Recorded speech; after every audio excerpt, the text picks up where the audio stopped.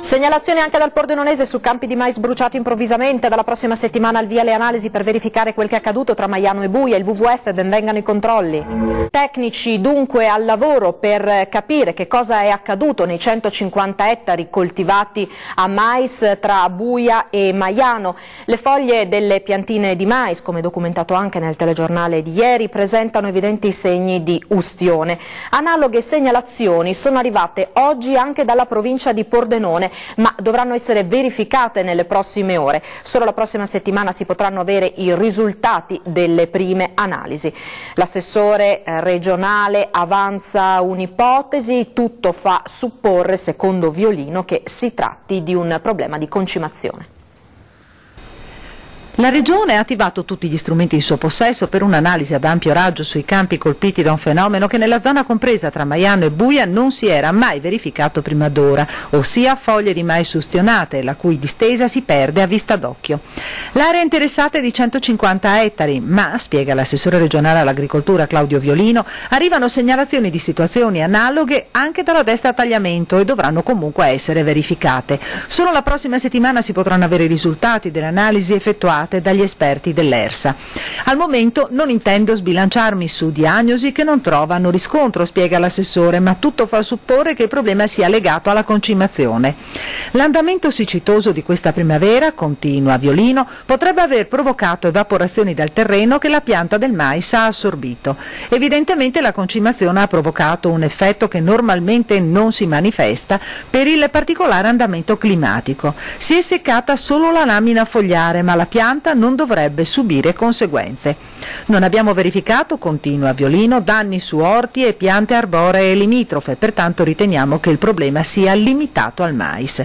Queste sono solo prime valutazioni, precisa l'assessore. La prudenza è d'obbligo, poiché non abbiamo ancora informazioni che possano far pensare a cause esterne. Solo il servizio fitosanitario dell'ERSA, molto attento alle questioni ambientali, potrà chiarire tutta la vicenda. E intanto il WWF regionale chiede maggiori controlli sul territorio, coinvolgendo gli stessi agricoltori. Vogliamo sapere che tipo di danno c'è stato, spiega il segretario Pizzutti, per capire se c'è un colpevole o se si tratta di un fenomeno naturale. Sulla questione dei campi di mais ustionati nella zona compresa tra Maiano e Buia scende in campo anche il WWF regionale. Vogliamo sapere esattamente che tipo di danno c'è stato, spiega il rappresentante Roberto Pizzutti, per capire se c'è un colpevole o se si tratta di un fenomeno naturale. Essendo ancora tutto incerto, è necessario scoprire le cause e attendere l'indagine fitopatologica. Solo allora si potrà capire se si tratta di inquinamento atmosferico o se è stato sversato qualcosa nel terreno, come liquami o scarti di rifiuti contenenti sostanze particolari.